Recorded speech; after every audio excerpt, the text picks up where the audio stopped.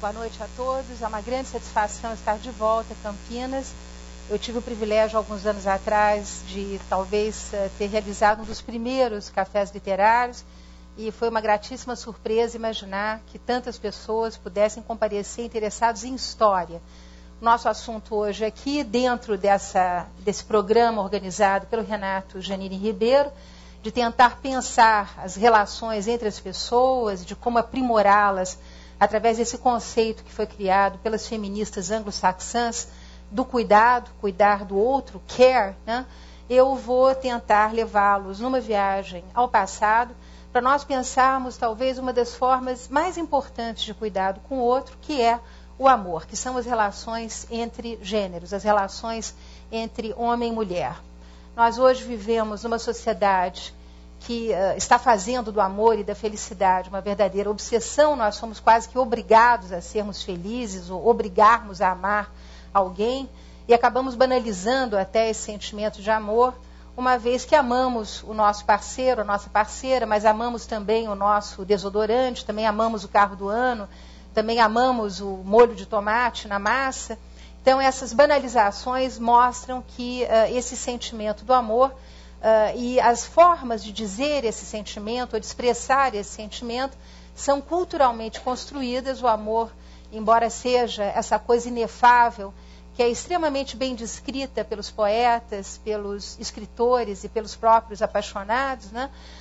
Ela pode ser estudada no viés histórico através das formas pelas quais o amor se manifesta, ele se expressa através de gestos, através de palavras e de comportamentos. Mas para nós entendermos bem por que o amor hoje é fundamental e ele acaba funcionando como um bordão nas relações entre sexo e também na forma de cuidar do outro, talvez fosse importante eu lembrar a vocês que essa necessidade de amor é algo de tipicamente do século XX e XXI. Né? Se nós olharmos lá para o século XVI, abrirmos um dicionário, por exemplo, que nessa época começam a ser escritos, os portugueses então aparecem no final do século XVIII, nós vamos ver que essa palavra amor não está jamais referida às relações entre homem e mulher, e sim a Deus. No final do século XVIII, era como se nós só pudéssemos amar, ou seja, essa palavra que usamos de forma tão banalizada, nós só pudéssemos amar a Deus, Deus acima de todas as coisas.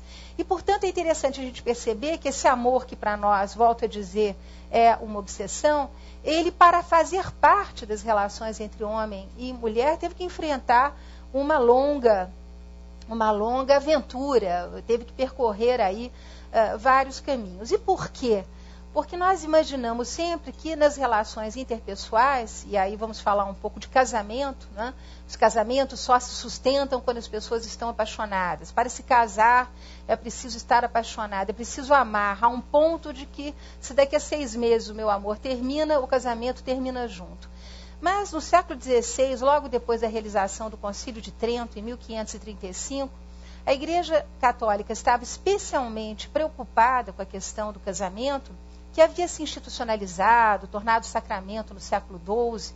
Ainda não existia bem esse ritual que nós vemos aí tão presente até os dias de hoje, mas começa aquela coisa do pai levar a noiva até a igreja, entregar para o marido, em geral, né, em troca de um excepcional dote, que era constituído pelas mais variadas riquezas, terras, escravos, no caso do Brasil. Mas, enfim, nessa época de início, a grande preocupação da igreja era menos com o ritual e mais em tornar esse sacramento, que era tão valioso para a organização da sociedade e das relações da sociedade com o Estado, num sacramento despossuído, despido de toda e qualquer aparência erótica ou sexualizável, vamos dizer assim. A grande preocupação da igreja era tornar o encontro de corpos dentro do casamento algo que fosse extremamente higiênico, praticamente cirúrgico, né? Porque o sexo seria responsável por manchar, por sujar essa coisa tão maravilhosa que seria o casamento. Então a igreja, por um lado, se preocupa muito, né, em consolidar a imagem do casamento como um matrimônio, mas, por outro lado, ela se preocupa em esvaziar esse casamento disso que é hoje tão valorizado, que é o encontro sexual, o encontro de corpos. E como é que ela vai fazer isso? É muito interessante, nessa mesma época, A imprensa havia sido recém-descoberta, vocês lembram disso muito bem, e são publicados os primeiros livros. E, curiosamente, em Portugal, por exemplo, o primeiro livro a ser publicado é um manual de confessor. O confessionário, ele é criado também pelo Concílio de Trento, porque antes a confissão se dava com o padre de pé e o confitente ajoelhado na frente do padre, o que muitas vezes, se tratando de uma mulher, causava, né, um certo mal-estar dentro da igreja quando não se chegava às vias de fato. Então, nessa época é inventado o confessionário tal como nós conhecemos hoje, essa caixa de madeira que tem por objetivo separar o confessor dos confitentes. E os manuais de confessor eram livros que os padres deviam ler ensinando aos casais casados como se comportar dentro do casamento. E os manuais de confessor vão ser, de fato, os instrumentos mais eficientes para despojar o casamento de todo e qualquer sentido erótico. Era proibido pelos manuais de confessor, por exemplo, que os casais trocassem ósculos. Ósculo é a palavra antiga para beijo.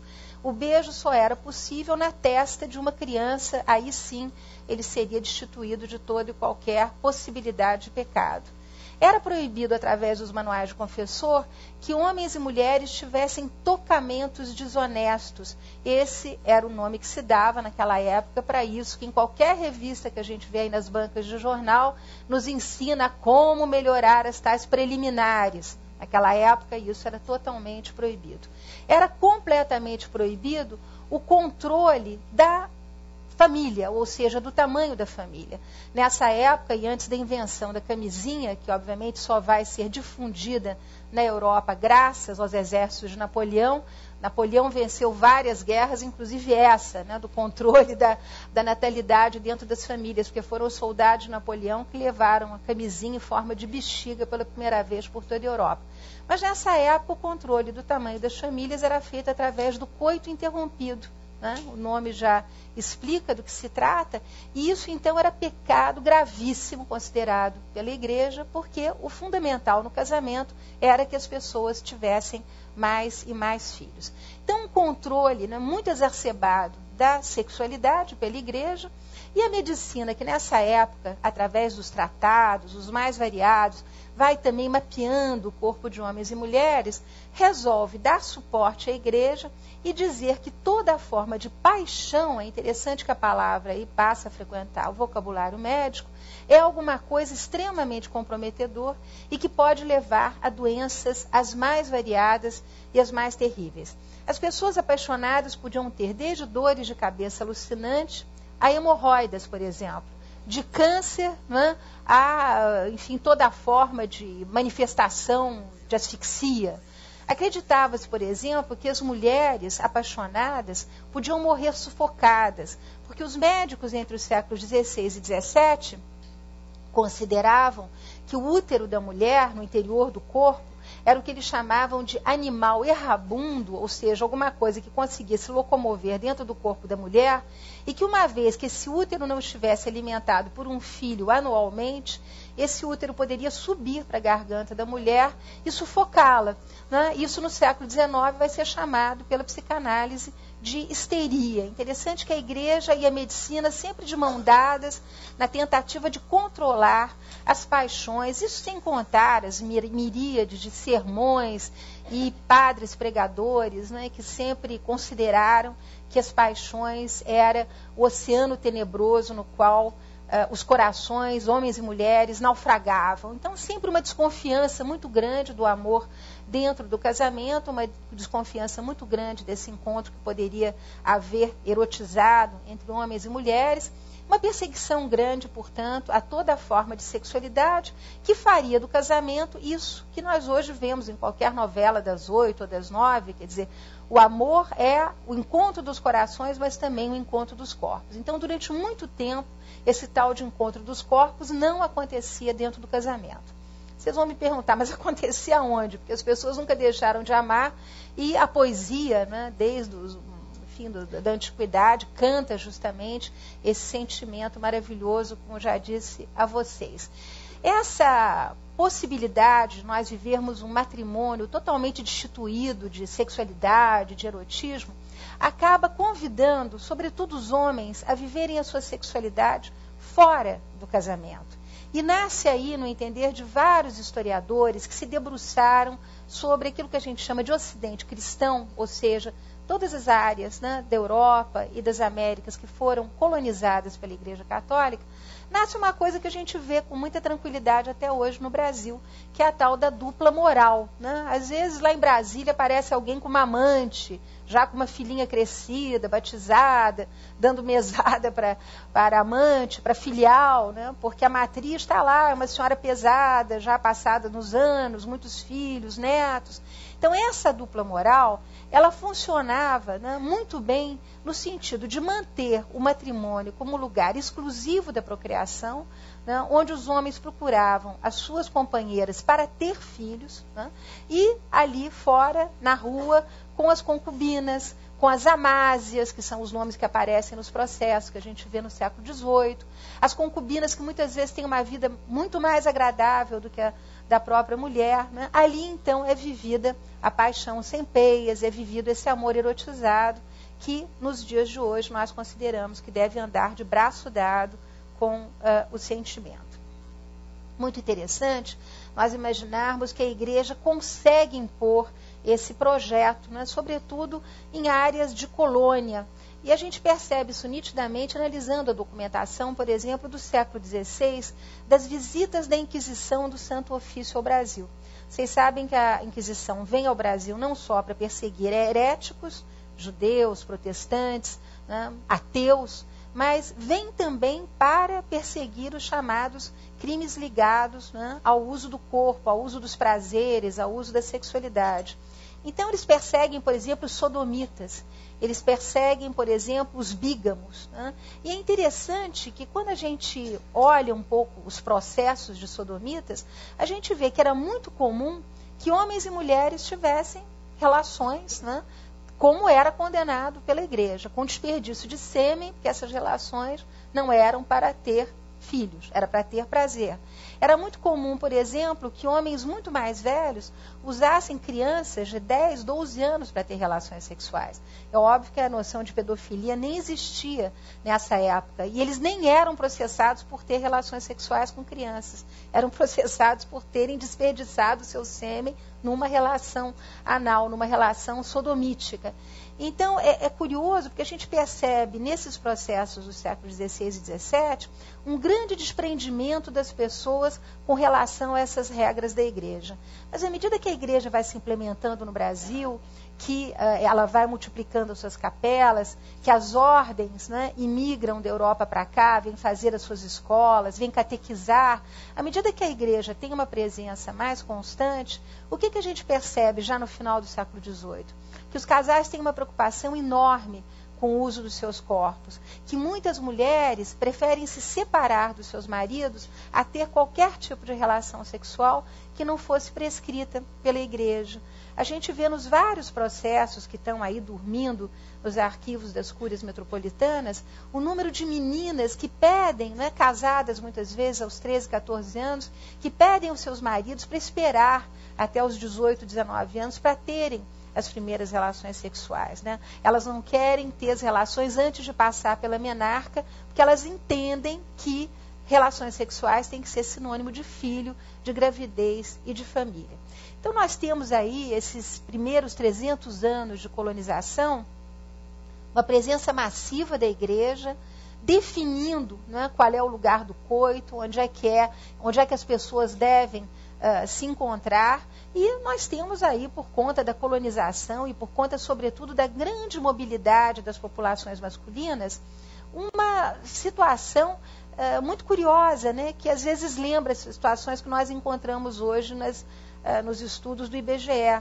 Centenas de dezenas de milhares de casas conduzidas por mulheres, mulheres que criam seus filhos com o seu trabalho, que têm filhos de um companheiro, um primeiro marido, mas esse marido depois partiu, foi lutar contra os espanhóis ou foi em busca de ouro, ela encontra um segundo companheiro, vai ter filhos com esse segundo companheiro. Então, muitas casas chefiadas por mulheres que ganhavam com o suor do seu rosto e, obviamente, executando toda a sorte de trabalhos, né? Mantinham seus pais velhos, mantinham seus filhos dos variados companheiros. A gente percebe nitidamente que uma bastardia de algumas crianças não é empecilho para que essas famílias continuem juntas. Então, esse é o grande painel que nós temos no século XIX.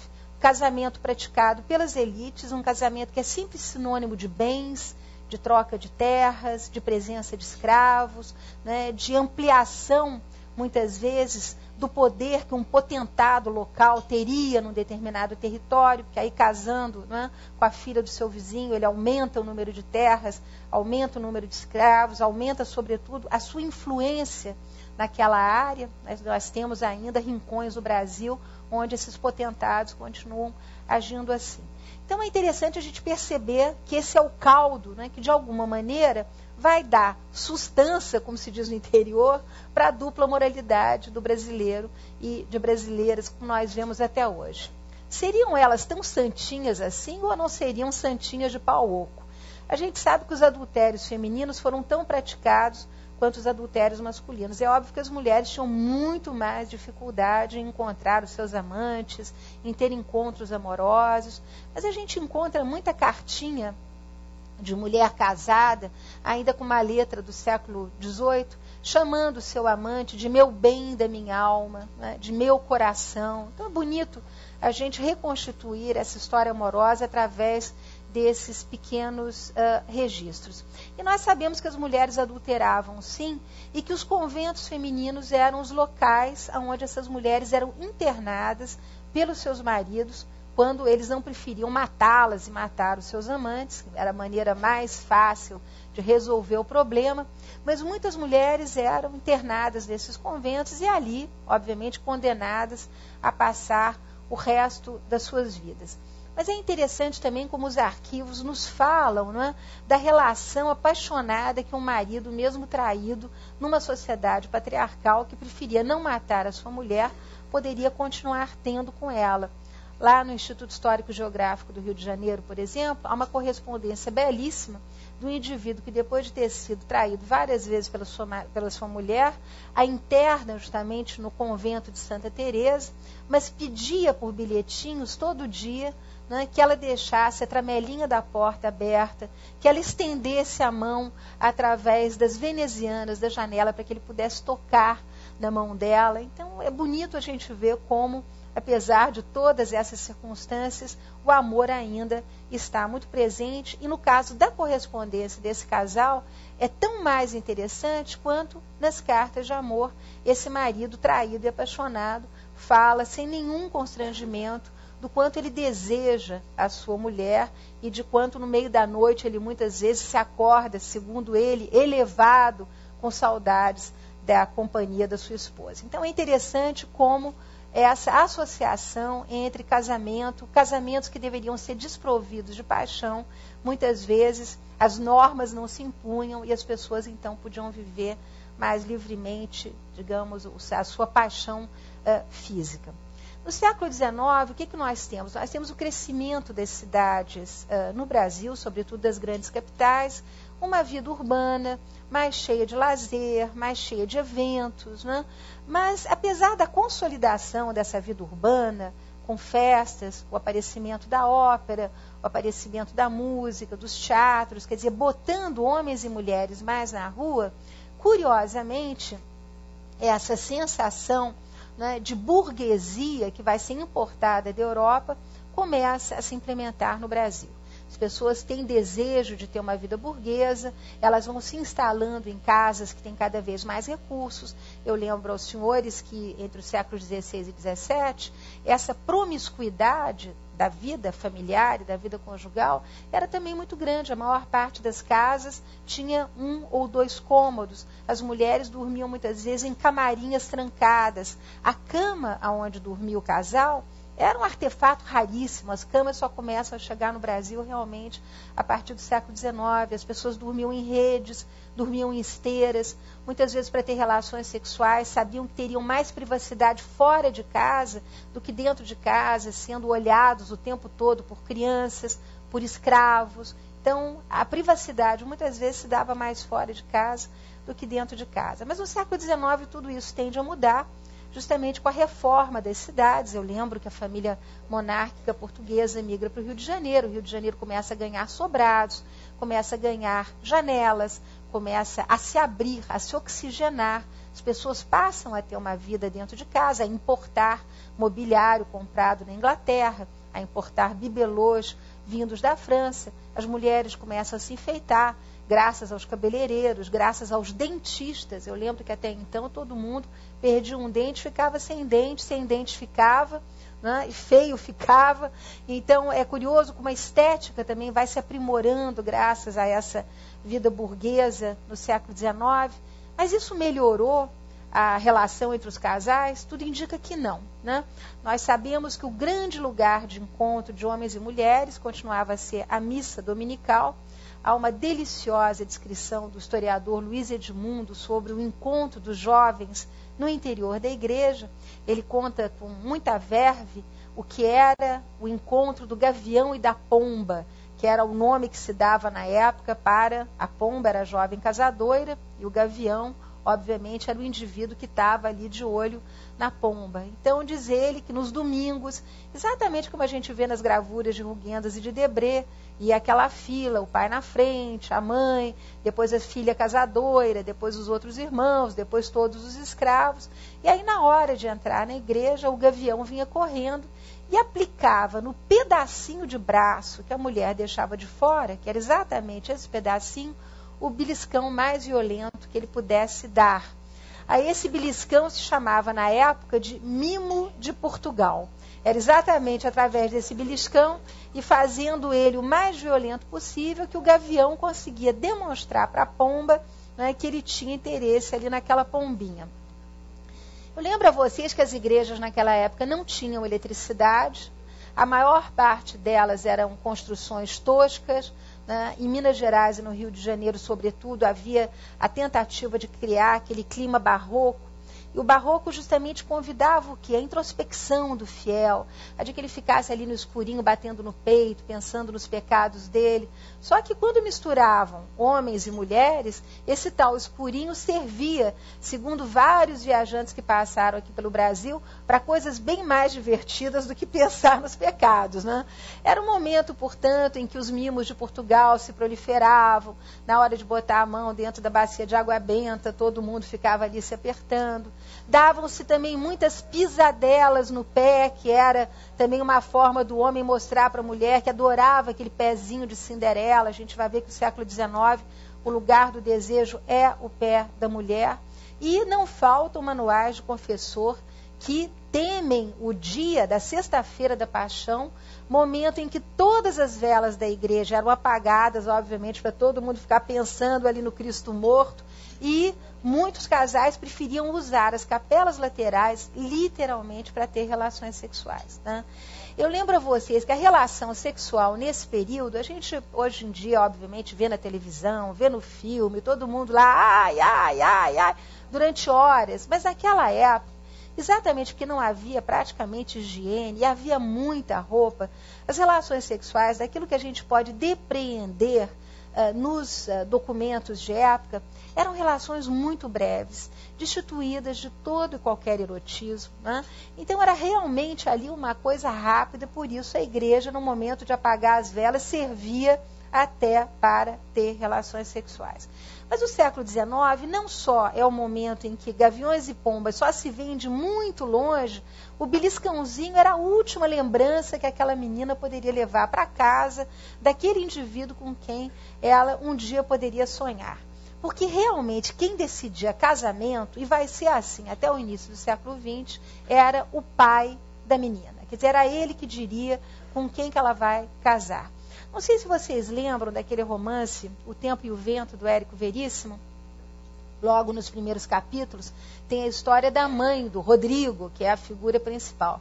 E essa história da mãe do Rodrigo, ela chama-se Dona Picucha, é absolutamente emblemático do que será o casamento no século XIX. A Dona Picucha está atrás da porta, ela vê o pai dela receber uma visita, essa visita é de um homem mais velho, que é um amigo do pai dela. Ela, uma segunda vez, olha pela mesma fresta da porta, vê esse homem que se aproxima, senta e conversa com o pai, e quando esse homem sai, o pai anuncia: é com ele que você vai casar. E eram assim que eram decididos os casamentos no século XIX. Os pais tinham uma interferência total e os critérios, volto a dizer, eram estabelecidos em cima de dinheiro, de bens, de influência política, número de escravos. Os casamentos eram absolutamente endogâmicos e quem mostra isso muito bem, vocês vão de lembrar, é o José de Alencar em muitos dos seus romances, né? A Aurélia, que é uma das personagens mais importantes do José de Alencar, é justamente uma moça pobre que se apaixona por um rapaz pobre. Na sociedade da época, qual era a obrigação número 1 daquele rapaz? Era se casar com uma moça rica? Não. Era casar a irmã dele, que era pobre, com um rapaz rico. Então, o grande problema do protagonista é que ele passa metade do romance tentando arranjar dinheiro para casar a irmã dele, que era uma moça pobre que não podia ficar solteirona de jeito nenhum, porque ficar solteirona naquela época era uma coisa dramática. Então, o romance todo do José de Alencar é a tentativa de fazer esse rapaz arranjar dinheiro. Ele o fará através de um casamento com uma mulher rica que ele não ama, porque ele ama a Aurélia. E é óbvio que para se vingar, e trata-se de um romance, a Aurélia vai receber uma herança, vai ficar milionária, e aí vai espezinhar, pisar bem em cima desse futuro noivo, até que ao final ele diga a frase de joelhos: eu te amo, Aurélia, e aí então termina o romance, eles vão ser felizes para sempre. Mas é interessantíssimo como José de Alencar explora bem essa questão do dinheiro como, digamos, a mola mestra dos casamentos no século XIX.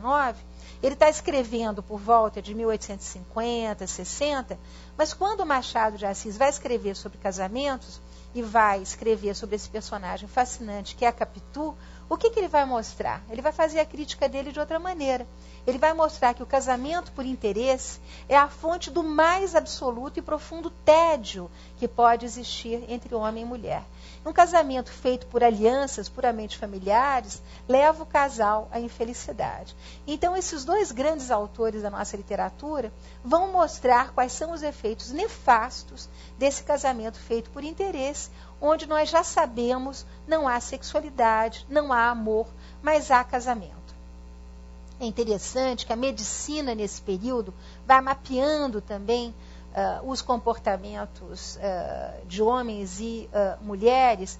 E o que nós vemos? Uma preocupação muito grande dos médicos com o fato de que as mulheres nada devem saber sobre sexualidade. Elas devem entender que elas serão reprodutoras, elas devem entender que uma mulher estéril é um estigma que paira sobre uma família, uma mulher estéril, uma mulher que é incapaz de ter filhos.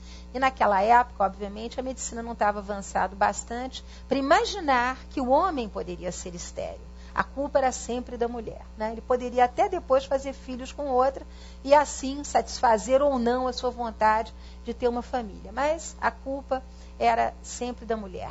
E é a época também em que vai haver uma vigilância muito grande da medicina sobre aquilo que a medicina considera, exatamente naquela tradição, né, dos livros lá do século XVI e XVII, a medicina considera que todo excesso amoroso faz mal para a saúde, sobretudo para a saúde do homem. As mulheres absolutamente não inspiram qualquer interesse dos médicos nesse período.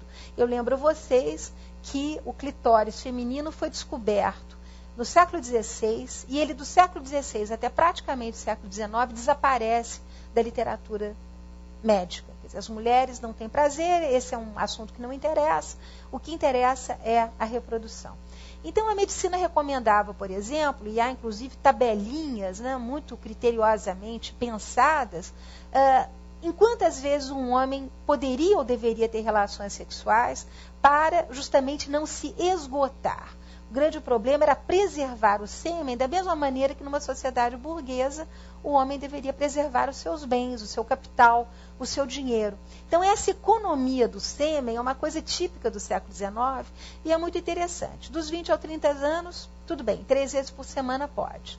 Dos 30 aos 40, tem que cair para 2 vezes por semana. Dos 40 aos 50, uma vez. E a partir dos 50, obviamente, silêncio absoluto. O homem não deve se esgotar, porque aí ele está, obviamente, sujeito a tudo. Paralisia, trombose, as famosas hemorroidas que aparecem insistentemente, não sei por que os médicos deviam ter qualquer problema com isso. Mas, enfim, é interessante como a medicina está de olho o tempo inteiro no que pode acontecer na vida do casal e dentro do quarto do casal. Eu lembro a vocês que era de praxe que homens e mulheres dormissem de camisola comprida, os homens inclusive usavam um grande camisolão, e o Museu Histórico de Petrópolis tem um exemplar de um desses camisolões com uma abertura na frente. O corpo da mulher continuava sem ser apalpado, haviam posições que a igreja prescrevia como as posições certas para a fecundação. A mulher em cima do homem não podia, porque foi por conta disso, não é, que veio o dilúvio da Arca de Noé, então nada de mulher em cima do homem. Mulher de 4, nem pensar, porque animalizava o ato sexual, e uma coisa que devia ser tão sagrada ficava absolutamente conspurcada, enxovalhada por essa posição terrível. Então a famosa posição do missionário, né, acaba se consolidando no século XIX como a mais eficiente, aquela em que o homem gastava menos tempo, era mais rápida, e obviamente, né, como dizem várias senhoras que foram entrevistadas pela antropóloga e socióloga Maria Helena Trigo, ela fez uma vasta enquete com as descendentes dos velhos fazendeiros de café paulistano, mulheres que se casaram no início do século XX. Essas mulheres afirmavam uma coisa peremptoriamente: nenhuma mulher podia saber nada de sexo. Ter qualquer informação é como se caísse um tijolo na cabeça da mulher. Ela se sentia suja, ela se sentia culpada. Então, de fato, qualquer informação sobre sexo era alguma coisa que denegria a mulher. Eu lembro a vocês que toda a poesia do século XIX é uma poesia dedicada a cantar a mulher inatingível. A mulher está sempre num pedestal, ela é sempre uma deusa, não é? Ela é comparada a Nossa Senhora, ela tem que ser virgem, ela tem que ser pura, ela não pode ter, contrariamente a hoje, nenhuma informação sobre aquilo que vai se passar no quarto.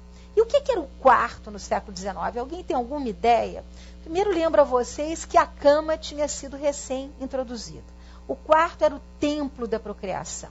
Entrava-se ali circunspecto, entrava-se ali devoto, né? Para além desses camisolões que se usava e dessas posições obrigatórias, havia sempre a tal da cômoda dos santos, uma cômoda grande, cheia de santos de todo tipo, que ficavam olhando o que estava acontecendo naquela cama. Além do que, em toda a cama havia um crucifixo que acaba batendo, obviamente, se o casal passasse, né, daquele tempo prescrito pela medicina. Então, realmente, até na intimidade, até no convívio íntimo, até naquilo que seria o momento, quer dizer, mais íntimo, mais interno daquelas duas pessoas, há uma vigilância que é exercida constantemente. E eu lembro que, diferentemente de hoje, em que as pessoas vão direto às vias de fato, né? Volta e meia eu sou entrevistada sobre o que eu acho da agressividade ou da intrusividade das mulheres dos dias de hoje, que não perdem tempo, querem ir logo para a cama, levar o indivíduo, agarrar pelo pescoço e levar para o quarto. Naquela época, a sedução consistia exatamente na espera. Diferentemente de hoje, em que tudo é rápido, não é imediato. Naquela época, quanto mais se esperasse, toda sedução é feita de um mecanismo de espera. Não só de espera pelo encontro, porque o homem ficava horas, muitas vezes, embaixo do lampião de gás, para ver a moça abrir a janela, ou para vê-la passar a caminho da missa, mas de espera da resposta de uma carta, da espera de tocar na mão da mulher. Eu lembro a vocês que o objeto de desejo no século XIX, mais idealizado, imaginado por qualquer homem, era o pé da mulher, que tinha que ser um pé pequeno, um pé de Cinderela, né?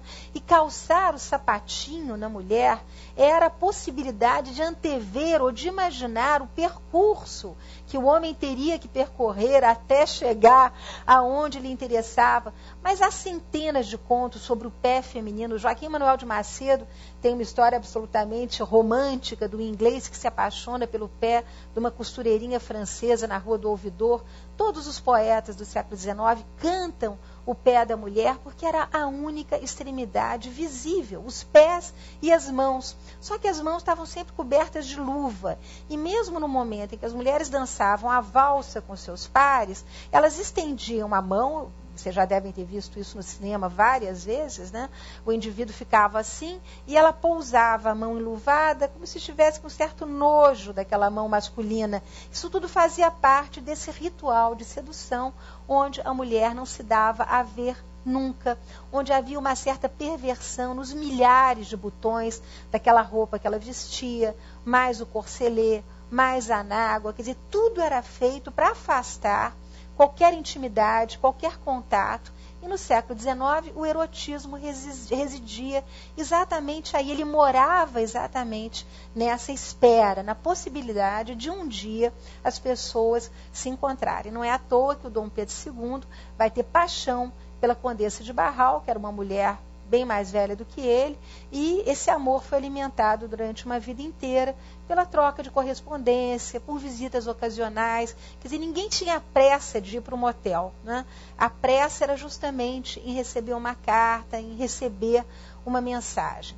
Interessante que enquanto na casa burguesa a gente vai vendo se armar, digamos, todo esse panorama de muito conservadorismo, de muita sisudez. Eu lembro que até nas imagens religiosas, a Nossa Senhora, se vocês pegarem uma imagem de Nossa Senhora barroca do século XVIII, ela ainda está decotada, há muita Nossa Senhora do leite mostrando os seios, mas nessa época a roupa de Nossa Senhora vem até aqui, né? Ela se fecha completamente. Então a mulher se torna essa coisa inexpugnável, quase intransponível. Mas enquanto em casa é assim, a mulher não pode nem ver o seu corpo refletido na água do banho. Não existem espelhos numa casa burguesa, a não ser na sala de jantar ou talvez no hall de entrada. Nesse mesmo período começam a se multiplicar os bordéis no Brasil. A gente sabe perfeitamente que a prostituição é a mais velha profissão do mundo. Mas o bordel organizado, ele surge justamente como contraponto para essa família burguesa onde não há sexualidade. É justamente no bordel que esse homem que vive a dupla moral vai poder gozar, usufruir, né, dos prazeres da carne. Ele vai para lá, porque diferentemente da casa dele, lá as mulheres estão nuas, tocando piano, que nem a filha dele, a Yaya, que está lá na casa dele tocando piano, mas no bordel a prostituta está nua. O bordel é cheio de espelhos, coisa que na casa dele é absolutamente proibido. Mas é interessante que os bordéis no Brasil, na segunda metade do século XIX, vão ser os grandes responsáveis pelo controle das doenças sexualmente transmissíveis. São exatamente as prostitutas vindas do leste europeu, todas se passando por francesas, muitas vezes com um sotaque terrível da Polônia, da Hungria, mas eram todas cocotes, né? Eram todas as chamadas cancaneuses, aquelas mulheres que dançavam cancan, eram todas louras. É muito interessante, Gilberto Freire diz que é no final do século XIX que nasce a moda da mulher loura no Brasil. A boneca francesa para a menininha brincar em casa e a boneca de carne e osso, loura, pintada, falsa, para o papai brincar no bordel. Então é curioso como a burguesia cria, né, essa válvula de escape que vai ser o bordel. No início do século XX, nós começamos a caminhar para algumas transformações.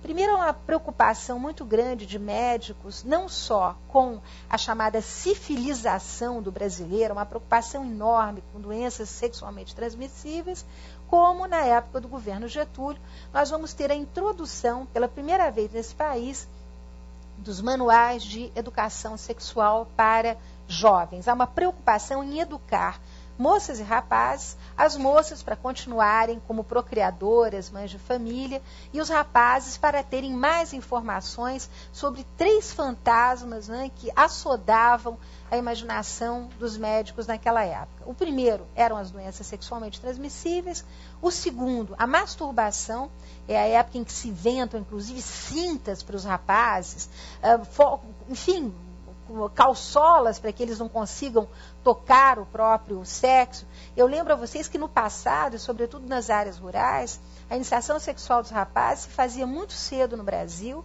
e, obviamente, cabras, vacas, galinhas foram de grande utilidade, assim como os troncos de bananeiras, melancias, enfim, todo tipo, né, de elemento que pudesse acalmar justamente essa iniciação que se fazia muito cedo. Mas nessa época, Getúlio e todo aquele clima um pouco conservador que vai se estabelecer no Brasil, está preocupado e surgem então os primeiros manuais. É muito interessante a gente ver a diferença do que era um manual para uma mulher, o que era um manual para um homem.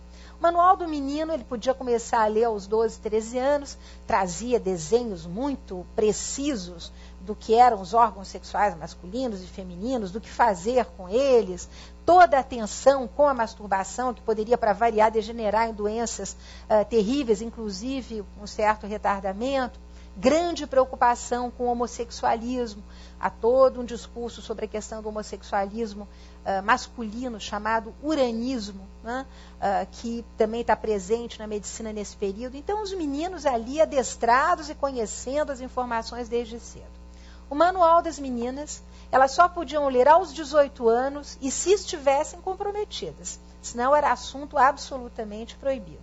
Obviamente, cheio de eufemismos, né? Não havia qualquer informação. A expressão relação sexual era substituída pela expressão o eterno-rito. Então, a mulher tinha que entender que o eterno-rito era isso. Começa-se a somar ideias muito precisas de que a felicidade conjugal ou de que o amor no casamento era saúde, era sinônimo de saúde. Então, a mulher saudável era aquela que teria filhos, era aquela que se prepararia para ter filhos, para criar filhos.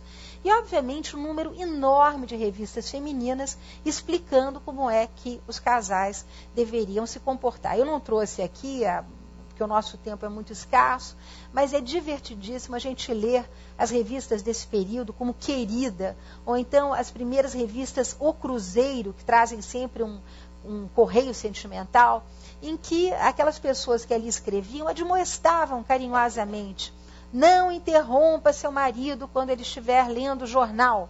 Ou se ele quiser fumar charuto na cama, não proteste. Deixe ele fumar charuto. Se quiser fazer isso de luz acesa quando você estiver exausta, contenha-se.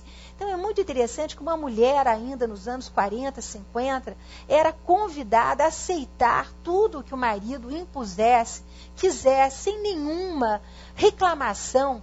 A mulher nem pensava em prazer, nem pensava nessa palavra que hoje está em todas as revistas femininas, que é o orgasmo, né? Nessa época não havia qualquer preocupação com isso, havia preocupação para que as mães se cuidassem dos seus filhos, cuidassem dos seus maridos, estivessem em casa, né, voltadas ali para a vida familiar. O ideal é que a mulher fosse uma espécie de abelhinha trabalhadora, né, e o homem, então, continuasse a ditar como é que ele gostaria do andamento da sua casa. Sempre essas figuras, homem e mulher, muito distintas e muito complementares. Pergunta que a gente pode se fazer é: será que as pessoas eram felizes vivendo assim, sem sexo, as mulheres sem saber o que era prazer? Eram muito felizes. É muito interessante a gente perceber como a feliz execução de determinados papéis sociais, ou seja, de como as mães, no seu papel de mãe, cuidando dos seus filhos, cuidando das suas casas, cuidando dos seus maridos, vinham preenchidas ali uma série de carências e de exigências que a sociedade lhes colocava. E que os homens, no seu papel de provedor, de alguém que levava o salário para casa todo mês, se sentia também à vontade, gritando com as crianças, dando ordens para a mulher, né, exigindo que tudo funcionasse a mil maravilhas. É interessante como, até os anos 60, 70, esses papéis não eram absolutamente questionados. E eu lembro aos senhores que até os anos 50, por exemplo, enquanto o cinema americano, Cecil DeMille ou Trondheim, já mostravam mulheres nuas na tela, né, insinuavam relações sexuais, aqui o máximo que nós temos é o grande diretor de Canga Bruta, fazendo uma alusão ao que fosse uma relação sexual, é uma britadeira em cima de uma pedra.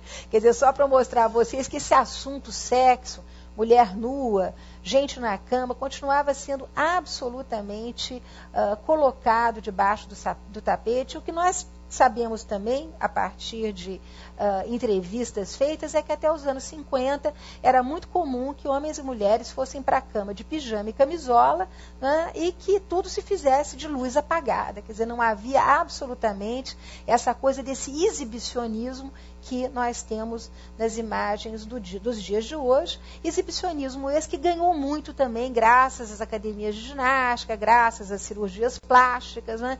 Quer dizer, quando não se tem toda essa carga para se estetizar o encontro dos corpos, né, era muito melhor que ficasse de luz apagada mesmo, né? As pessoas certamente ficavam muito mais confortáveis.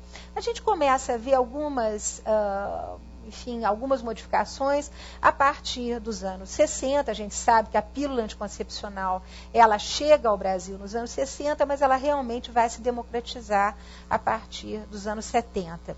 Até os anos 68, o Brasil não recebia ou não produzia-se aqui literatura pornográfica. Interessante, né? Como a pornografia, ela entra como parte desse imaginário erótico, onde tem que haver prazer, onde tem que haver tesão o tempo todo, a partir justamente desse momento, quando nós temos uma abertura muito grande, graças à pílula, graças à inserção da mulher brasileira no mercado de trabalho. A mulher brasileira começa a associar o seu ganho material, a possibilidade dela ser independente materialmente, com a vontade de somar felicidade, amor, prazer físico, orgasmo. Essas palavras todas começam a aparecer nas revistas femininas, né? Mas eu lembro que até o final dos anos 70 tem uma revista que eu acho que depois, com o histórico da própria imprensa, acabou virando uma revista pornográfica, mas ela nasce como uma revista para casais, que é o Ele e Ela. O Ele e Ela, quando é criado nos anos 60, final dos anos 60, 69, se não me engano, os primeiros números, ele é voltado, ele é dirigido justamente para esses casais que se querem mais abertos, que vão discutir a relação, que vão discutir o papel do homem, vão discutir o papel da mulher. Mas é curioso como após 2 ou 3 anos de publicação da revista, a revista faz marcha ré e começa, né, a insistir com mulheres e homens exatamente naqueles papéis que a revista Querida ou O Cruzeiro tinha nos anos 50. Então, a maior parte, enfim, dos números da revista Ele e Ela ensina as mulheres como preparar um jantar para agarrar o seu homem. Luz de velas, uma boa galinha assada, uma boa conversa, abre-se um copo de vinho. As mulheres parecem aquelas panteras, vocês lembram que estava na moda, no seriado, na época? Mas, no fundo, elas não vão se comportar como as panteras, elas vão se comportar exatamente como as suas mães, porque tudo que elas desejam é agarrar o seu marido, manter o seu homem em casa. É muito interessante como a imprensa vai acompanhando, mas vai acompanhando de uma forma um pouco reacionária.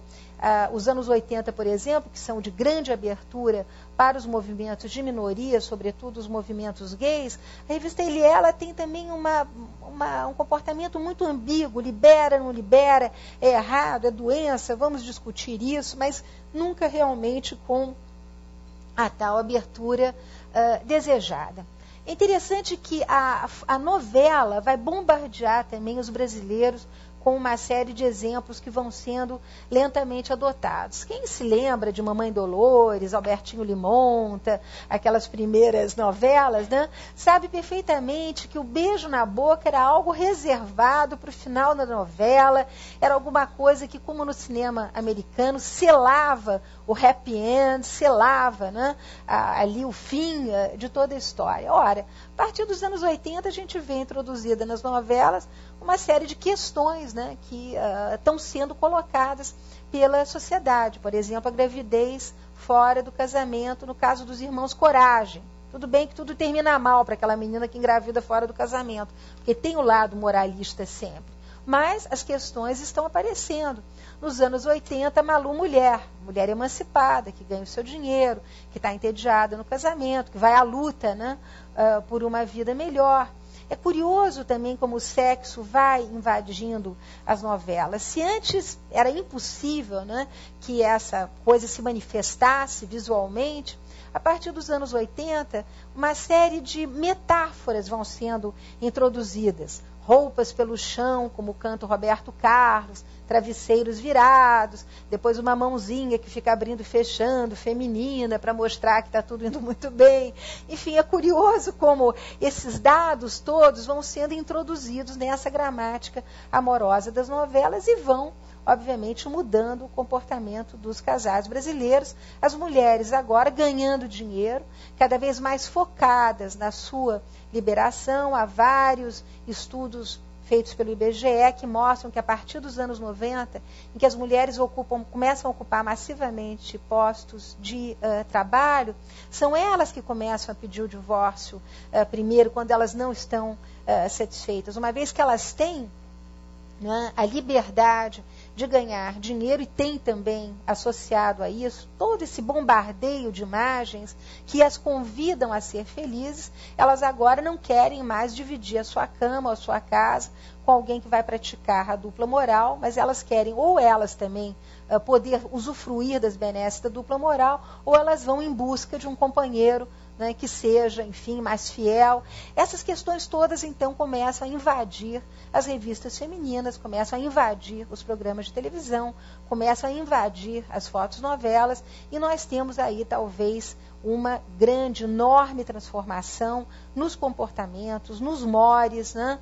Nós passamos da interdição do prazer, da proibição do prazer, que foi alguma coisa vivida pelas nossas avós, pelas nossas mães durante séculos, né, para a obrigatoriedade do prazer. Quer dizer, houve uma ruptura muito violenta, houve uma ruptura muito grande.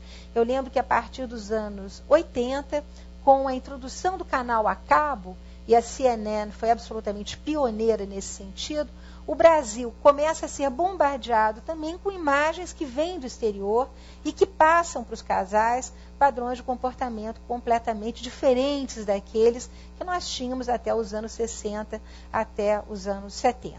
Então, é óbvio que nós vivemos hoje, né, quando vemos estudos sobre a realidade das grandes cidades, o aumento das depressões, cada vez mais mulheres chefiando as suas casas e tendo, obviamente, que conviver com uma dupla jornada de trabalho, mas também o ônus de viver sozinha, de educar seus filhos sozinha, dificuldade de arranjar um parceiro. Nós sabemos que para cada 5 homens e mulheres que se separam, o homem tem à sua disposição 10 mulheres, né, que querem refazer a vida com ele, enquanto que o rol de escolha das mulheres brasileiras é cada vez mais apertado. As chances que ela tem de refazer a sua vida são cada vez mais diminutos. Some-se a isso a interferência dos filhos, que muitas vezes resistem a ver as suas mães namorando, as suas mães saindo de casa. Então, eu diria que nos últimos 20 anos a gente tem convivido, né, com uma noção de amor que virou quase que uma obrigatoriedade, é obrigado, todo mundo é obrigado a ser feliz, todo mundo é obrigado a amar. Essa obrigatoriedade, obviamente, traz uma tarefa muito pesada, tanto para homens como para mulheres, mas eu diria que para mulheres mais ainda, porque a mulher que é a mantenedora da casa, do lar, dos filhos, então ela tem uma série de compromissos, né, que a deixam mais presa em casa do que o homem.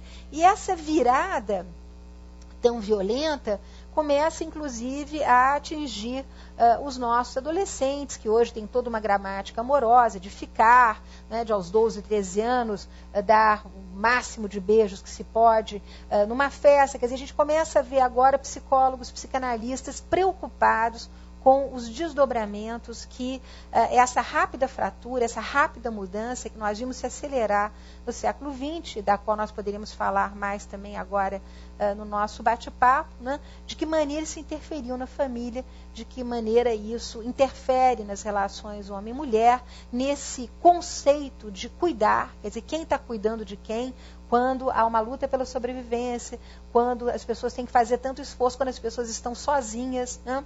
Então, eu diria que essas questões todas, graças a essa mudança muito abrupta que nós tivemos, estão aí na ordem do dia e nos fazendo pensar. Eu acho que eu já estou falando 1 hora, né? Ou temos mais tempo, Giancarlo? Eu não sei quando é que eu comecei. Está ótimo, só é 1 hora praticamente o seu. Eu acho que está muito Agora bem. são as perguntas? Vamos passar para as perguntas. Enfim, eu estou aqui à disposição, porque tem tanta coisa para contar, a história é tão rica.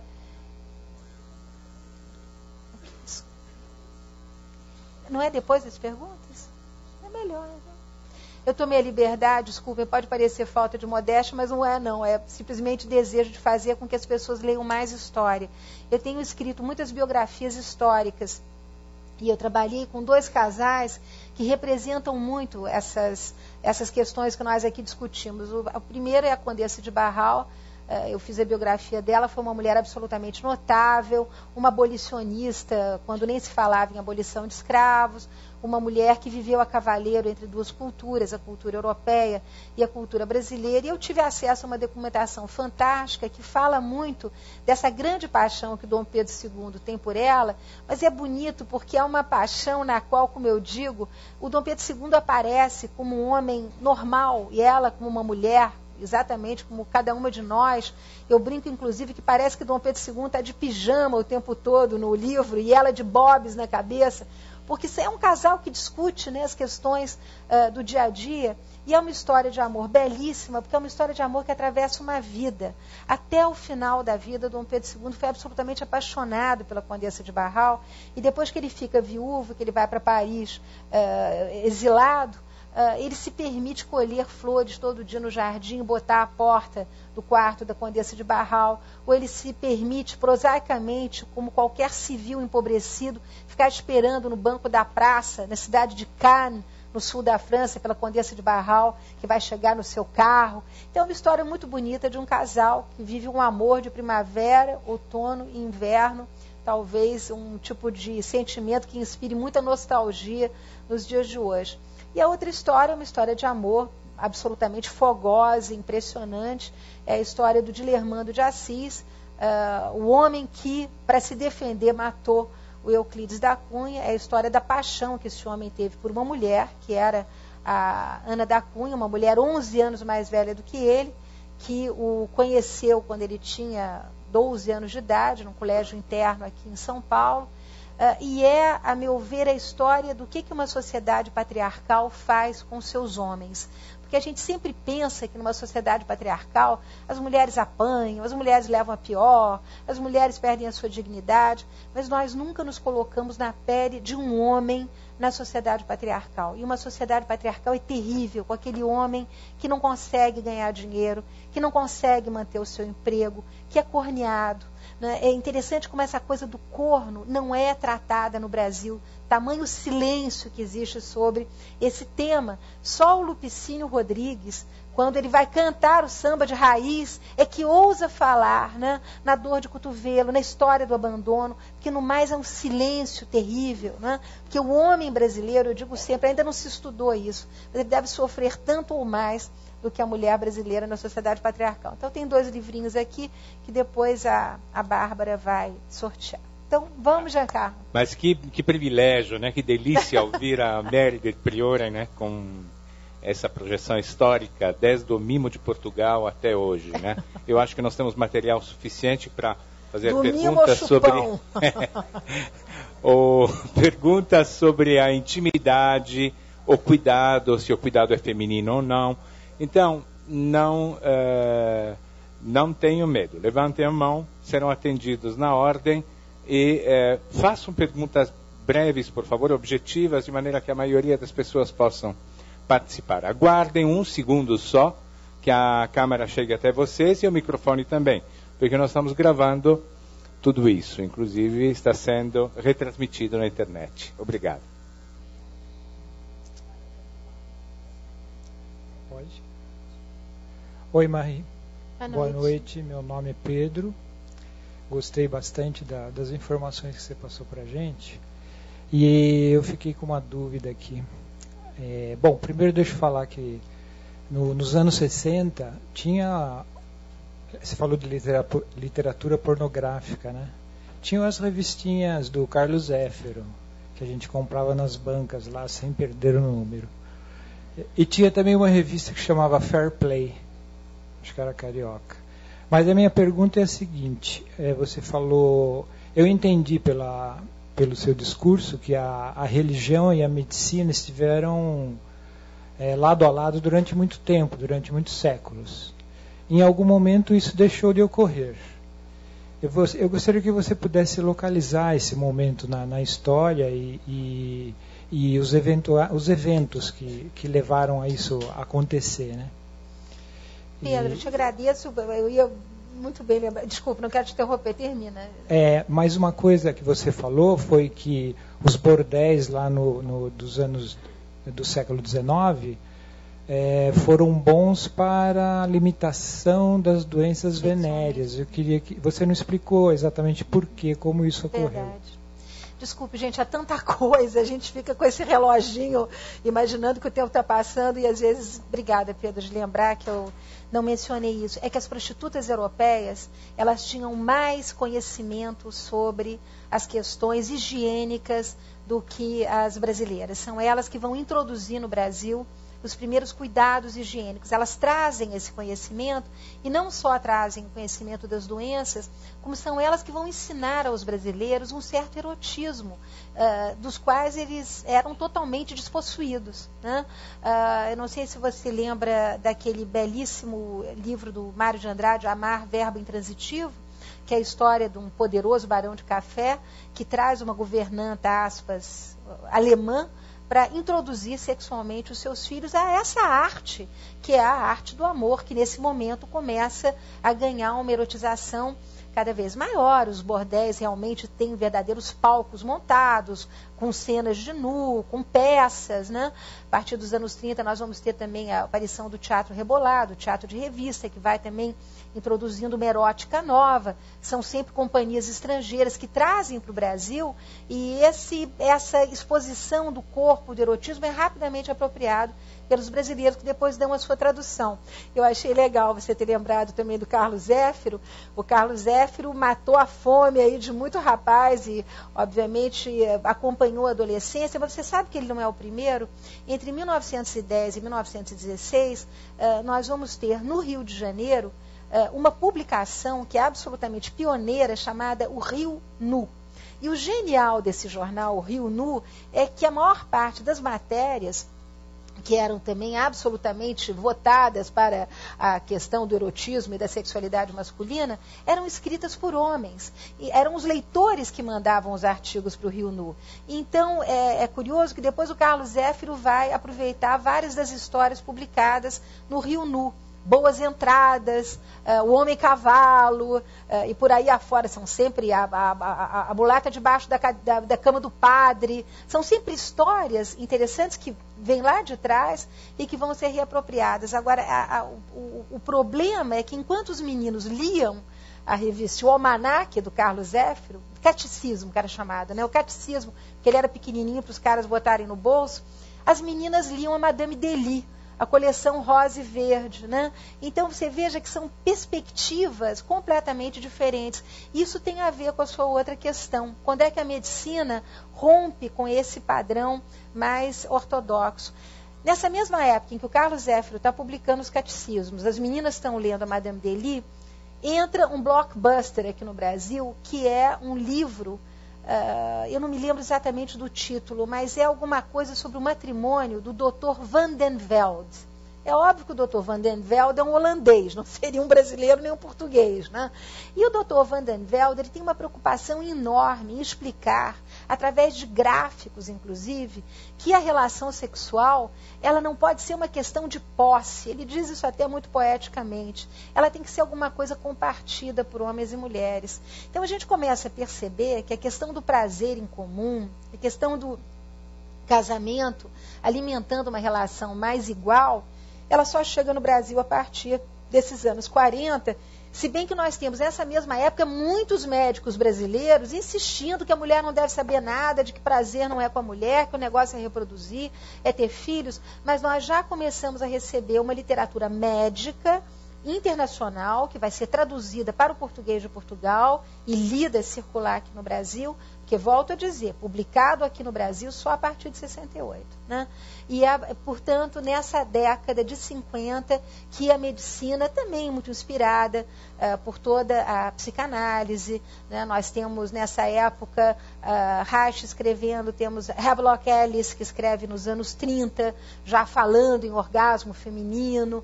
Né? Então, você tem, a partir dessa época, uma produção fora do Brasil, que vai migrar aqui e que vai começar a fazer parte das bibliotecas das faculdades de medicina, dos médicos mais antenados e das elites, né, que tem uma preocupação em fazer do casamento uma coisa mais parceira, né, e menos esse modelo que foi um modelo que vingou e que ainda vinga em vários rincões do Brasil, esse da dupla moral.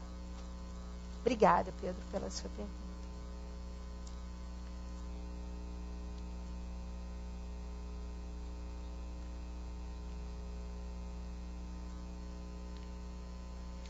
Oi, meu nome é Heloísa e eu vou me remeter à pergunta temática da sua apresentação. O cuidado é feminino? E, a partir disso, eu gostaria que você explorasse um pouco por que o amor homossexual é sempre marginalizado pela história, como foi através da sua fala.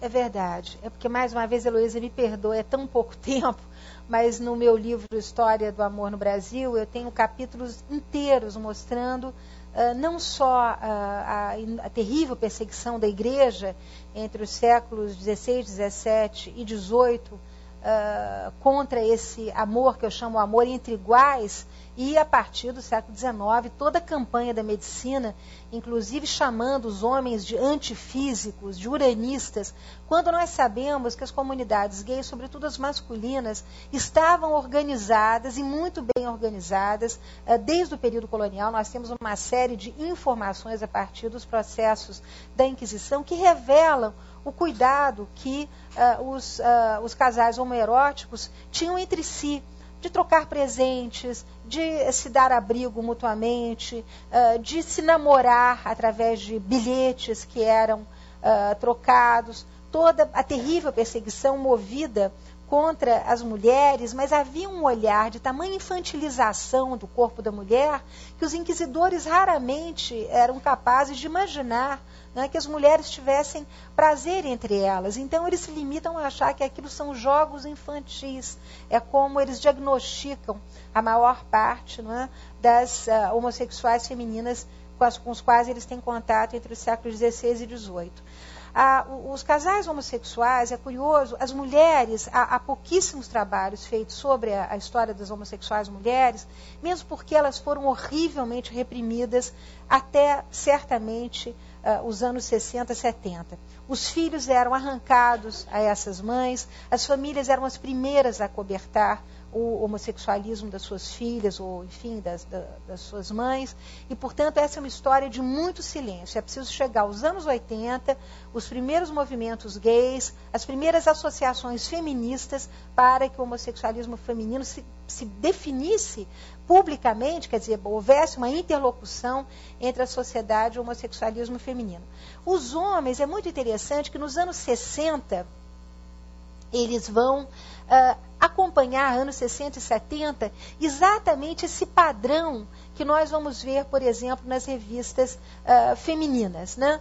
Eu estou pensando aqui, quer dizer, primeiro, os espaços gays já estão muito bem definidos nas cidades. No Rio de Janeiro, por exemplo, na frente do Copacabana Palace, havia um trecho enorme da praia chamado Bolsa de Valores, que eram onde os homossexuais do Rio se encontravam. Em São Paulo você tem vários bares, o Paribar e outros, né? Eram centros de encontros. Há uma migração campo-cidade dos gays que nas suas pequenas cidades do interior são perseguidos pela comunidade, pela família. Então eles vão para as grandes cidades, onde eles têm um anonimato maior. Ainda tem nos anos 60 e 70 muita dificuldade de encontrar hotéis, por exemplo, onde eles pudessem, não é, se relacionar, enfim, com seus companheiros, definitivos ou não, mas aqueles que escolhiam uma vida de casal, há trabalhos de antropólogos sobre essa questão, eles tendem a reproduzir o padrão de gênero que a gente vê no resto da sociedade, Luísa.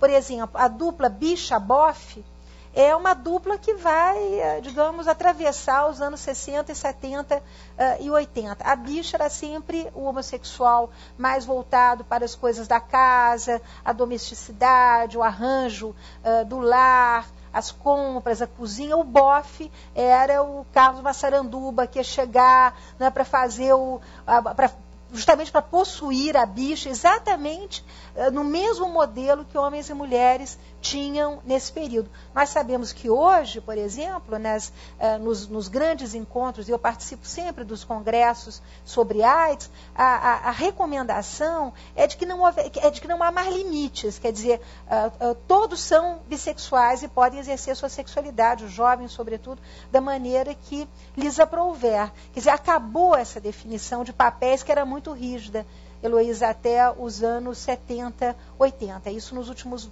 20 anos foi totalmente implodido. O cuidado é mais feminino?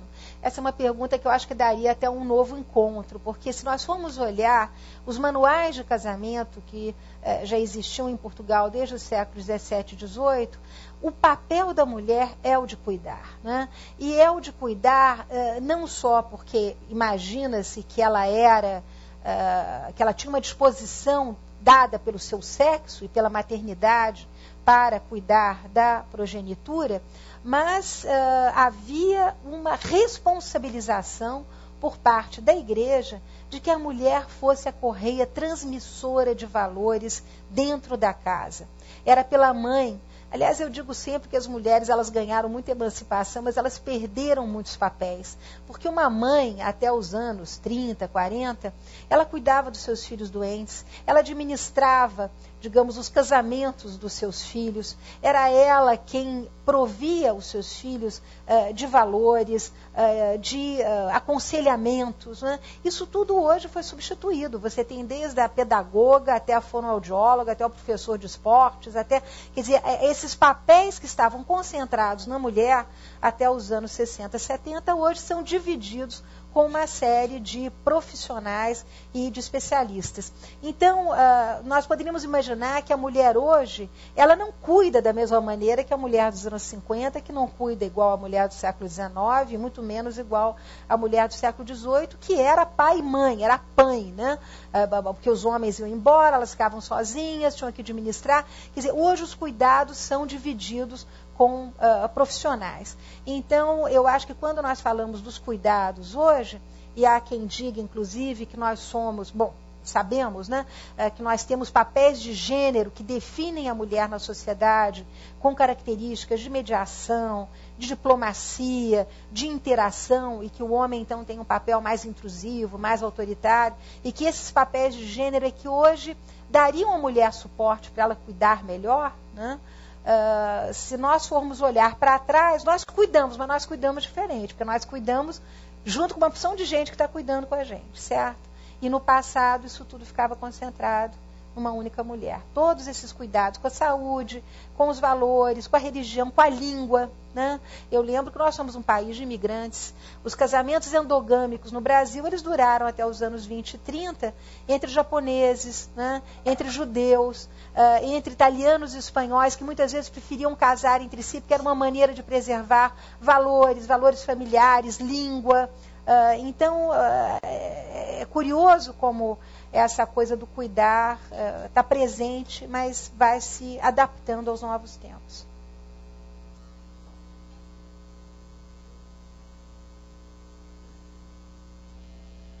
Boa noite, Maéria. Eu sou Felipe, editor do site da CPFL Cultura. Nesse exato momento a gente está transmitindo essa palestra, né, no nosso site. É só passar alguns números para você. Cerca de 150 pessoas nos acompanham nesse momento e já passaram pela nossa página mais de 300 pessoas desde o começo. Foram deixados cerca de 220 comentários, algumas perguntas, além de 44 tweets referentes à palestra de hoje. Entre as cidades que te acompanham agora estão Americana, Balneário Camboriú, Campinas, Florianópolis, Guaratinguetá, Guaxupé em Minas Gerais, Jundiaí, Limeira, Monte Alto, Natal, Niterói, Nova Iguaçu, Patrocínio em Minas Gerais, Porto Alegre, Ribeirão Preto, Rio de Janeiro, Salvador, Santo André, Santos, São José dos Campos, São Lourenço, São Paulo, Valinhos e Vinhedo. De São Paulo, a pergunta do Marcos para você, ele diz assim: homens feminilizados e mulheres masculinizadas, mas que são heterossexuais. Esta é uma questão de perda da identidade sexual contemporânea? Eu não gostaria de falar em perda, mas eu gostaria de falar em adaptação aos novos tempos. Quer dizer, para o historiador é muito complicado, Marco, a gente falar em história do tempo presente, porque a história, ela justamente nos permite saber qual foi o final da história. O historiador está sempre contando aquela história que ele já conhece, né? E as transformações que a gente vem observando, elas vêm suscitando inúmeros trabalhos justamente de sociólogos, de psicanalistas, de antropólogos, que muitas vezes até evitam o conhecimento histórico, que poderia esclarecer tanta coisa. Eu espero que a minha fala aqui hoje tenha trazido certos esclarecimentos sobre até de como foram terríveis, quer dizer, rápidas, abundantes, velozes, essas mudanças que nós sofremos nos últimos 20 anos, às quais estivemos submetidas. E eu acho que muitas das reações que temos e muitos dos comportamentos que adotamos ainda não são definitivos, são formas de adaptação a novos tempos em que as pessoas ainda estão muito fragilizadas, em que elas saíram daquelas famílias extensas para uma caminhada, na maior parte das vezes, absolutamente individual, solitária, sozinha, sem companheiro, ou em busca de companheiro, né? Nós sabemos também que as transformações econômicas pelas quais passaram as mulheres deram a elas condições de fazer exigências dos seus parceiros, que hoje exige dessas mulheres que elas pensem diferentemente qual é o destino desse dinheiro que elas ganham. Então, se ela tem um emprego e o marido não tem um emprego, está desempregado, não será o momento de compartilhar, de cuidar. Quer dizer, essas são questões que a nossa atualidade, a nossa contemporaneidade está nos colocando, porque o mundo está mudando, o Brasil está mudando, né?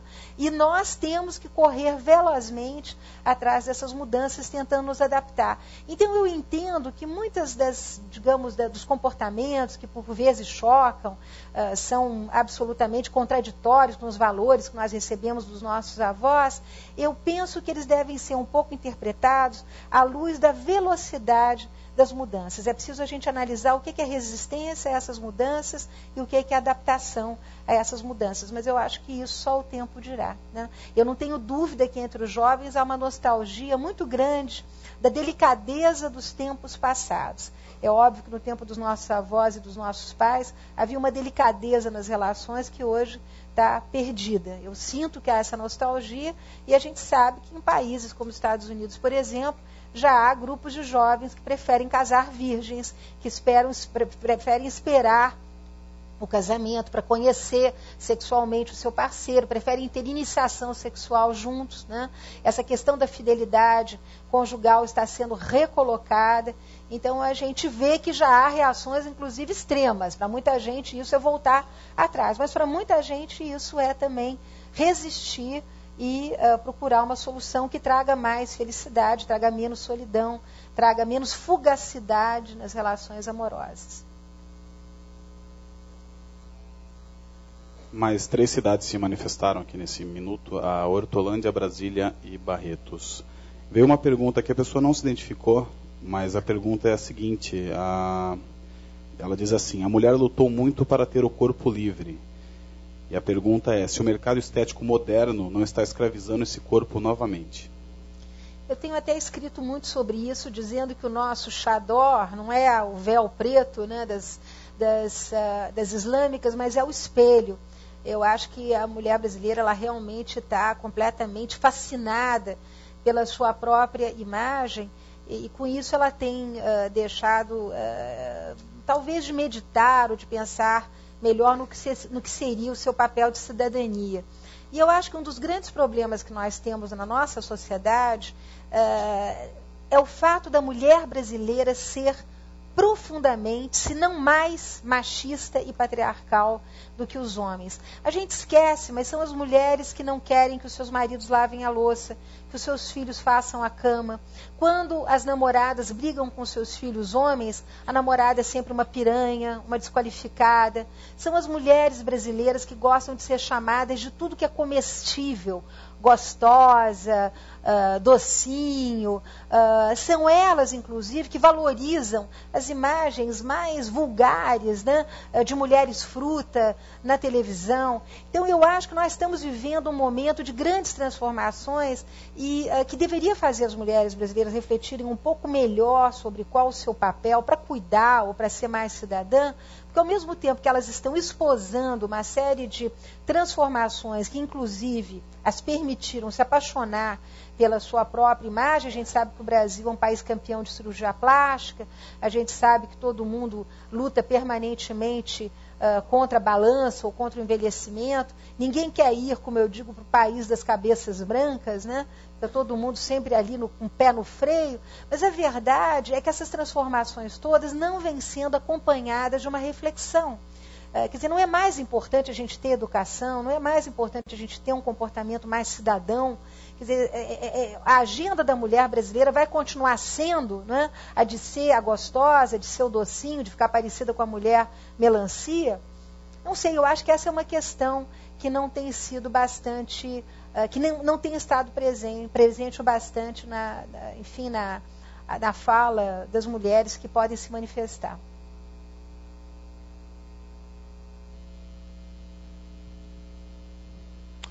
Oi, Mary.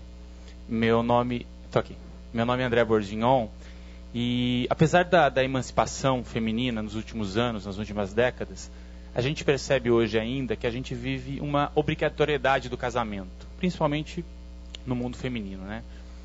A gente está se libertando desse modelo ou a gente vai continuar vivendo com ele? Se libertar, eu digo assim, ter outros tipos que a gente possa se viver, conviver também, né? Ou a gente vai permanecer nesse modelo por mais algum tempo ainda? Olha, André, daquilo que eu posso observar, o casamento, tal como o conceito de cuidar, ele também mudou. Quer dizer, o casamento que outrora era definido pelos pais, o casamento que outrora garantia, eu volto a dizer, o matrimônio até os anos 20, 30, sobretudo entre os imigrantes, era garantia de manutenção de valores, de uma língua, de tradições religiosas. Ele hoje tem uma dimensão espetacular, né? E essa dimensão é tão mais espetacular quando nós temos uma mídia que vive de compra e venda de casamentos. Então, basta olhar, por exemplo, essas revistas, né, que são chamadas de People, né, Caras e outras, né, que anunciam o casamento de um casal que 6 meses depois, se não 6 semanas depois, nem 7 semanas e meia eles não aguentam, já está separado, né? Então, o que nós temos? Eventos que custam verdadeiras fortunas, pessoas que se engajam e vivem disso, é uma verdadeira indústria do casamento no Brasil, mas o casamento em si, ele não tem mais o mesmo simbolismo de aliança de família, né, que tinha no passado. Por outro lado, aquilo que definia os casamentos com um critério sociológico muito marcado, que é o que os sociólogos chamam de igualia, foi detonado. Quer dizer, no passado, século XVIII, a igualia era o meu vizinho de terras ou o barão de café ali vizinho. No século XIX, por conta da urbanização acelerada e mais ainda no século XX, a igualia ela vai se multiplicar, né? Ela passa a ser a possibilidade de eu escolher o meu parceiro num clube, num sindicato, no meu local de trabalho. À medida que a cidade vai crescendo, que as oportunidades de lazer e de emprego vão se multiplicando, essa igualia vai se detonando completamente, né? Ela vai ficando muito porosa. Hoje as pessoas não precisam estar mais na mesma cidade para casar, nem precisam pertencer ao mesmo clube, nem à mesma igreja. A gente vê essa, digamos, essa pluralidade de escolhas, né? Cada vez maior. E o que eu acho é que essas instituições, quer dizer, é como a família vai acabar. Não, a família está se modificando.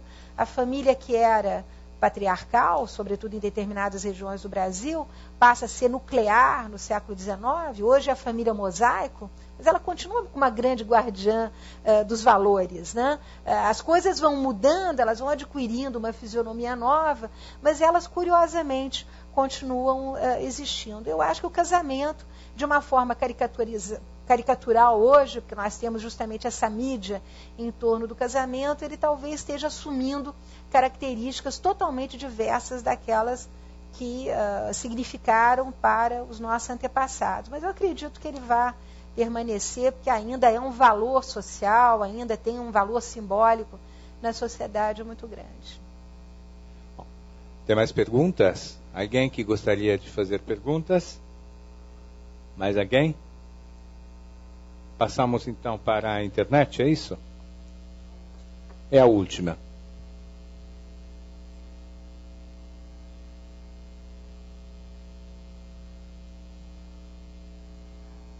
Só mais uma cidade, João Pessoa também se manifestou aqui.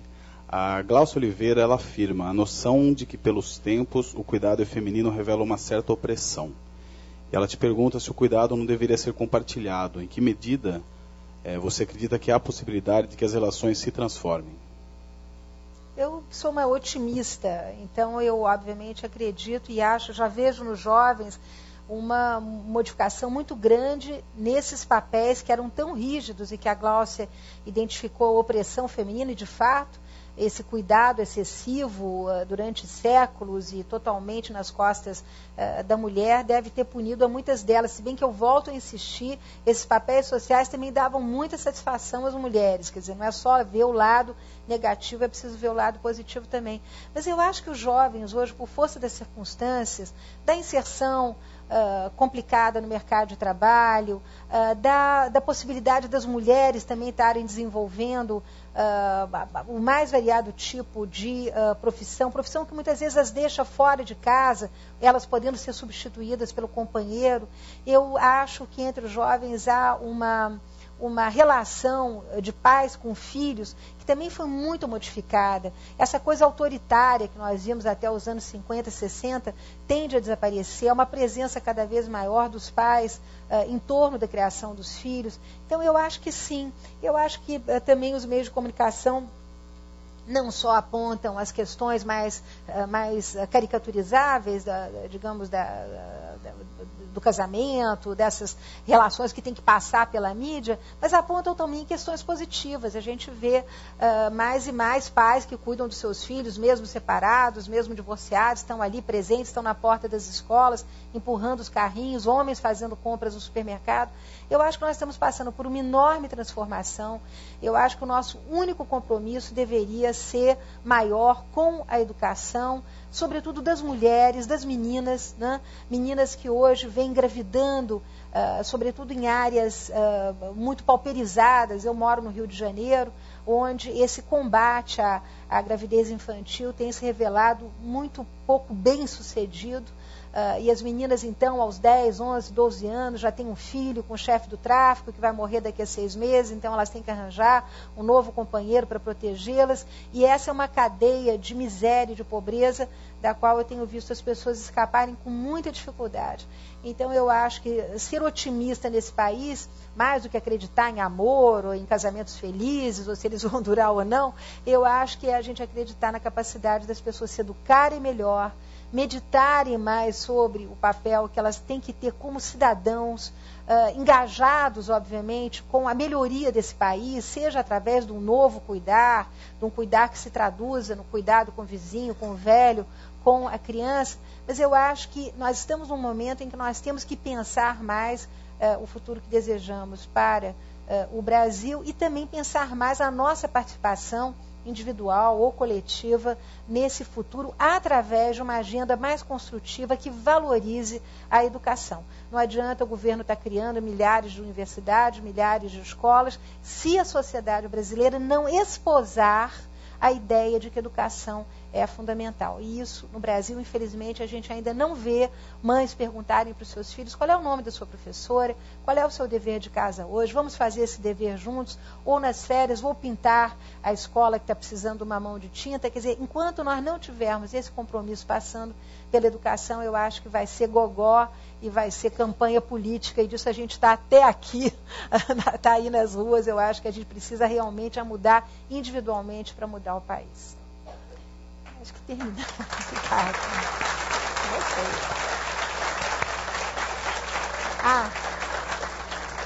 A sugestão da Bárbara é que eu pergunte se alguém fez aniversário ontem. Não? Essa semana alguém fez aniversário? Então, está aqui o livro para você. Parabéns. Parabéns. Semana passada, alguém fez aniversário? Aqui.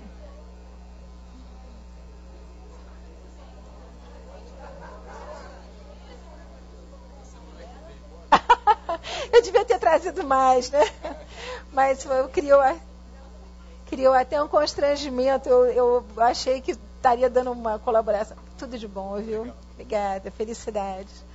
Bom, quanta generosidade, né? Imagina só. Então, lembramos que próximo dia 17 nós teremos Flávio Gicovati falando da fragilidade do tesão. Portanto, vamos continuando, são mais 3 palestras. E não esqueçam, só um minuto, por favor. Não esqueçam de ver a exposição que nós temos aqui na nossa galeria de arte, com 30 obras do Helmut Schippers, que é um alemão que faz praticamente uma análise, né, da paisagem brasileira. Portanto, não deixem de conferir. E também lembramos que na TV, domingo, às 22 horas, nós teremos Samira Crespo falando sobre sustentabilidade. Não deixem de ver, mas gostaríamos de encerrar o dia agradecendo especialmente a generosidade da nossa ilustre convidada que nos guiou nesse percurso histórico. Muito obrigado, Mary. Um aplauso.